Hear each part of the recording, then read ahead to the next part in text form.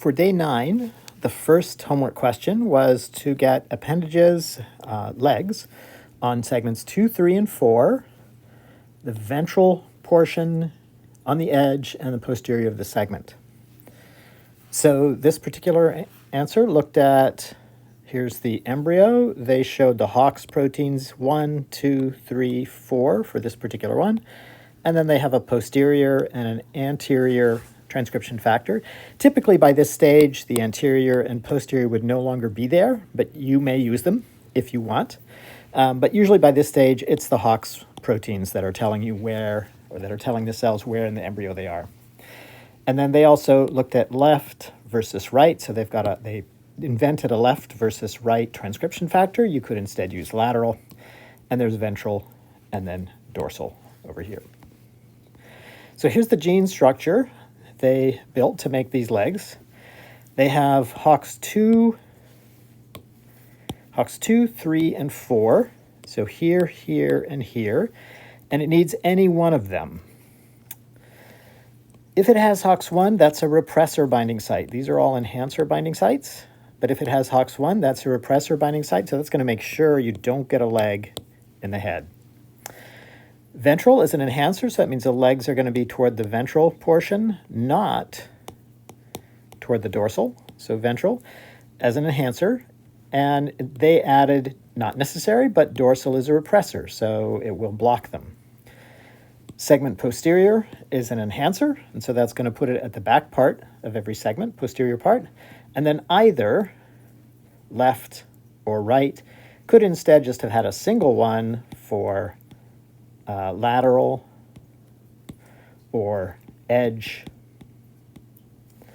But this will certainly work to code for this, to trigger the expression of the coding region of the protein distalis, and where you have that, it triggers the formation of an appendage, which could be a leg or whatever else is that particular animal has at that location.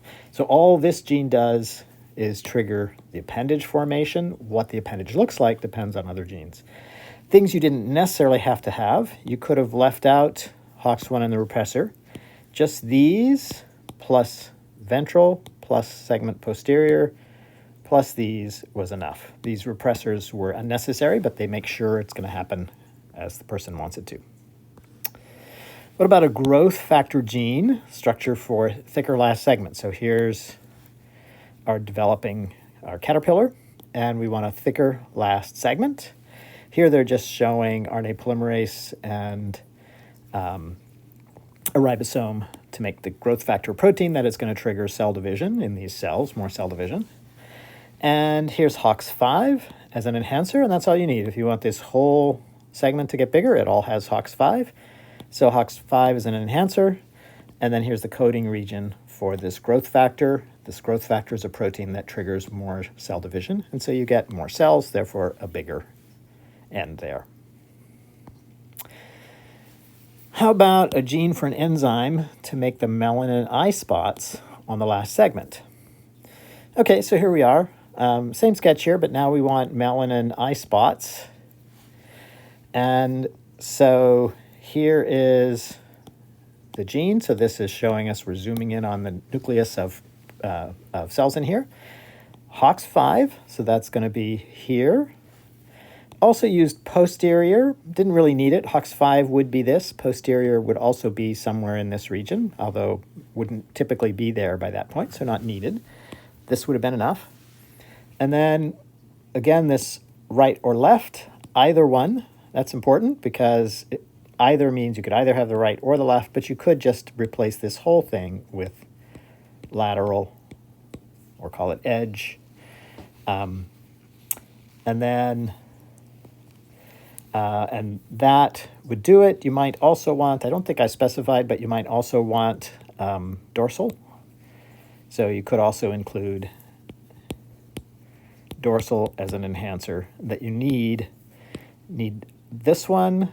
So you need Hox5, dorsal, and either right or left. This one wasn't necessary, but doesn't hurt. This person added an interesting wrinkle. Here's a transcription factor. It's a protein that was bound to the side of the cell before division. So that's external signal like the one I showed you for embryonic induction in the past, induction. And so only the cells that are in that particular area got that signal. And so that would be, it's basically an alternate way.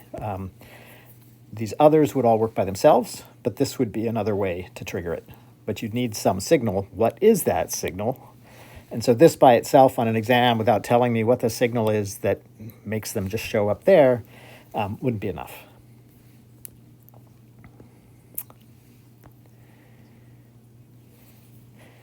The next question was, what's the ultimate cause of the concentration gradients, and what are the relative concentration gradients?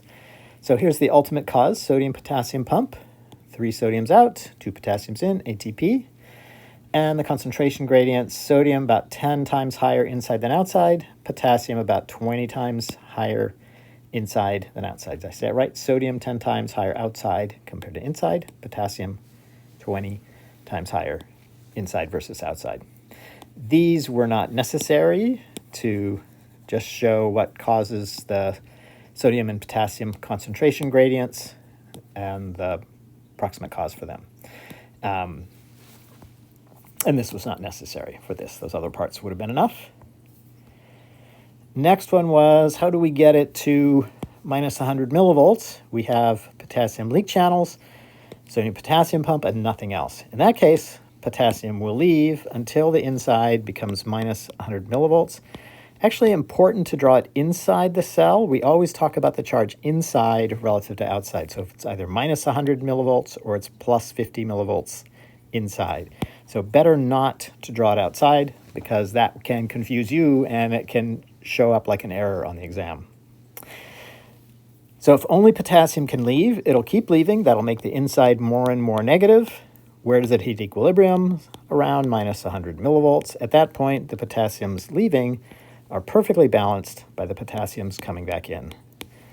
And that's because a lot of the potassiums are held in here by negative charge, and so even though the concentration is still a lot higher, it still stays there in spite of the fact that there's more inside. The charge, negative charge, and high concentration balance each other out, and it is in equilibrium at that point.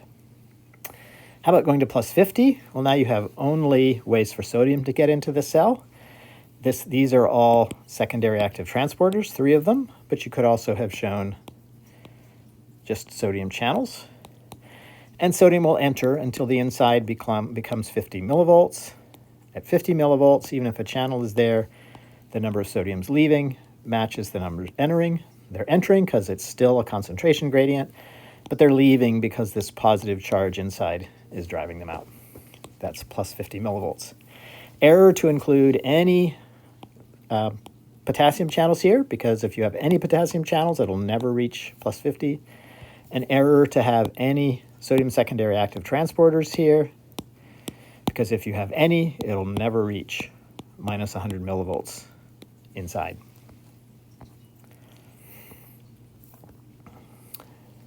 So for minus 70, you have leak channels and secondary active transporters and the pump.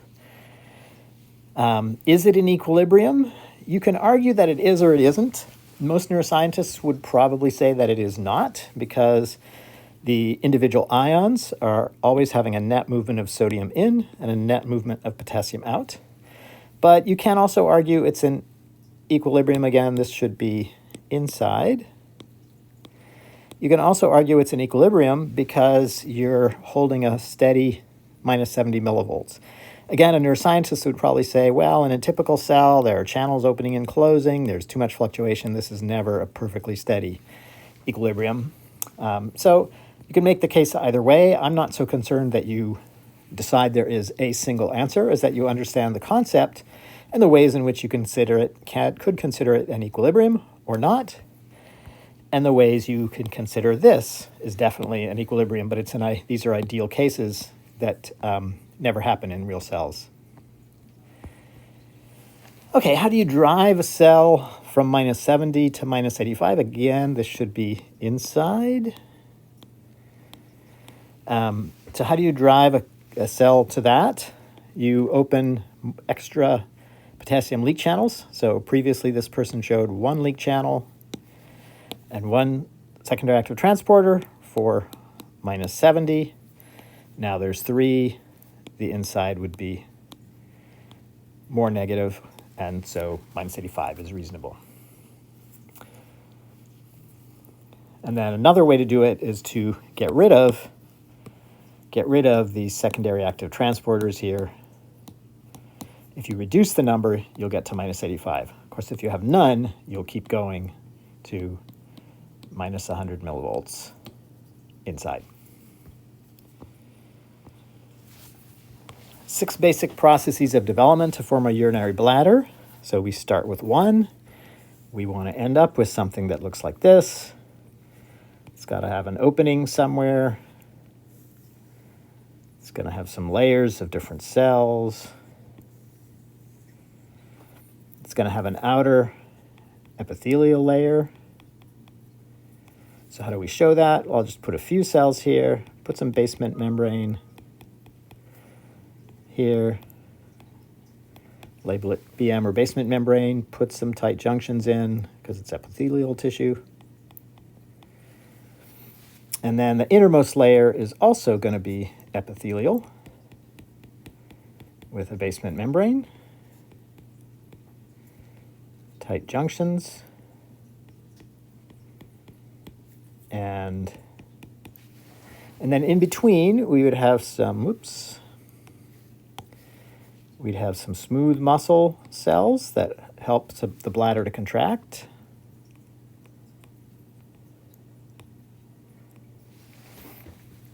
And we would have some connective tissue that's secreting proteins that are extracellular matrix, helping strengthen the bladder. And we'd have some neurons whose cell bodies actually wouldn't probably be inside. The neurons would actually be outside, detecting the stretch, or other neurons controlling the muscle. So that's nervous. And so there's the 4 tissue types. 1, 2, 3, 4. It's really part of the next question. But how do you get from one cell to here? Well, we'll have cell division.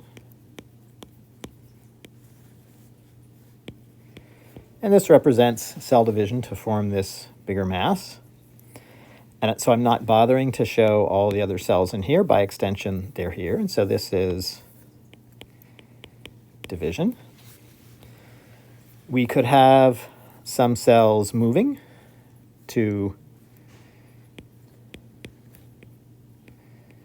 create an opening in the center. And if we jump to here, we've got differentiation into, so we got 1, 2, 3 differentiation into muscle, into nervous tissue, to connective tissue and epithelial tissue. We've got 4 orientation. Anytime you form an epithelial layer, the cells have to be oriented. They are oriented because they have basement membrane basement membrane they've secreted, extracellular proteins they've secreted on one side but not the other. And they're also oriented because they have tight junctions going around them at a particular location. So that's orientation. 5, stopping movement. Again, anytime you have epithelial layer, or if you have muscle tissue that's connected by desmosomes to other muscle cells. Either one, you don't need both. That's going to be stopping. And if we want to get some apoptosis, let's just make this middle area bigger by killing some cells, or probably better to do in this case, we need an opening for,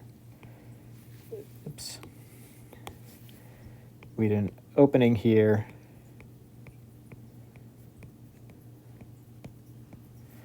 So we'll just kill a bunch of cells here. Apoptosis or programmed cell death.